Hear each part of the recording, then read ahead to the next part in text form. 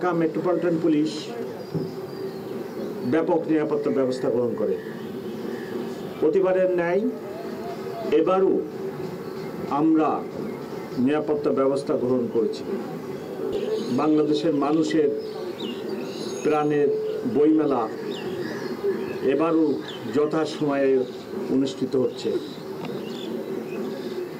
বইমেলায় প্রতি বছর ঢাকা মেট্রোপলিটন পুলিশ ব্যাপক নিরাপত্তা ব্যবস্থা গ্রহণ করে। প্রতিবারের ন্যায় এবারও আমরা নিরাপত্তা ব্যবস্থা গ্রহণ করেছি।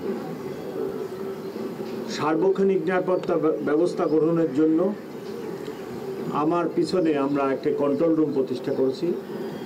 এইখানে সার্বক্ষণিকভাবে আমাদের অফিসাররা থাকবে এবং রাত্রেও আমাদের সিনিয়র অফিসার এখানে অবস্থান করবেন। সিসিটিভি দ্বারা সমগ্র এলাকা নিরাপত্তা বেষ্টনীর মধ্যে আনা হয়েছে এবং এই কন্ট্রোল রুমের মাধ্যমে পুরো এলাকার নিরাপত্তা ব্যবস্থা তদারকি করা হবে।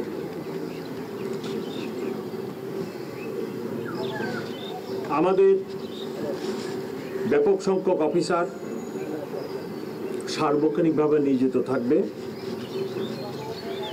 তদারকিতে সিনিয়র অফিসার থাকবেন, বিশেষ করে ঢাকা মেট্রোপলিটন পুলিশের রমনা বিভাগের ডিসি সার্বক্ষণিকভাবে নিরাপত্তা ব্যবস্থা তদারকি করবেন। ঢাকা মেট্রোপলিটন পুলিশের বাইরেও র্যাব,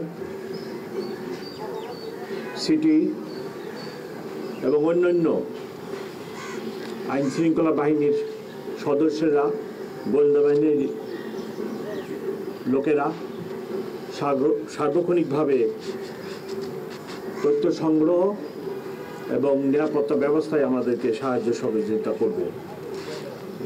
মেটাল ডিটেক্টর, আর্টসওয়ে, ম্যানুয়ালি মানুষের দেহ তল্লাশি এগুলো চলবে। কোনোরূপ বিস্ফোরক দ্রব্য, দাহ্য পদার্থ, মাদক যাতে প্রবেশ না করে তাদের জন্য আমাদের ব্যাপক তল্লাশি থাকবে। ডগ স্কোয়াডও কাজ করবে।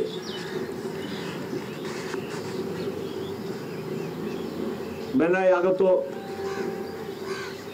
শিশুদের জন্য ঢাকা মেট্রোপলিটন পুলিশ থেকে ব্রেস্ট ফিডিং সেন্টার খোলা হয়েছে, ব্যবস্থা রাখা হয়েছে।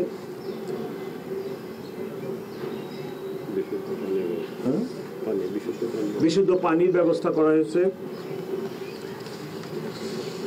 এবার প্রথমবারের মতো টিএসসি থেকে দোয়েল চত্বর এই জায়গাটা ট্রাফিক সবসময় বন্ধ থাকবে না।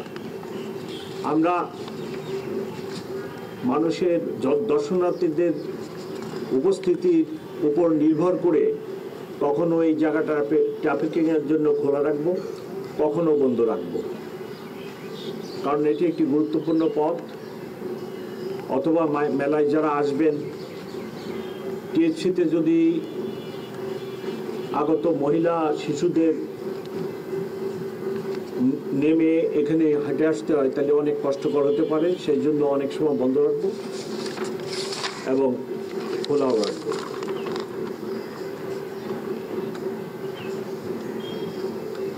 ঢাকা বিশ্ববিদ্যালয়ের আশপাশ এলাকায়, মেলার আশপাশ এলাকায় আমরা নিরাপত্তা ব্যবস্থা জোরদার করব। রাত্রে সার্চ লাইটের ব্যবস্থা করা হয়েছে যাতে করে কোনো দুর্ঘটনা যেটাই হোক আমাদের নিয়ন্ত্রণে থাকে।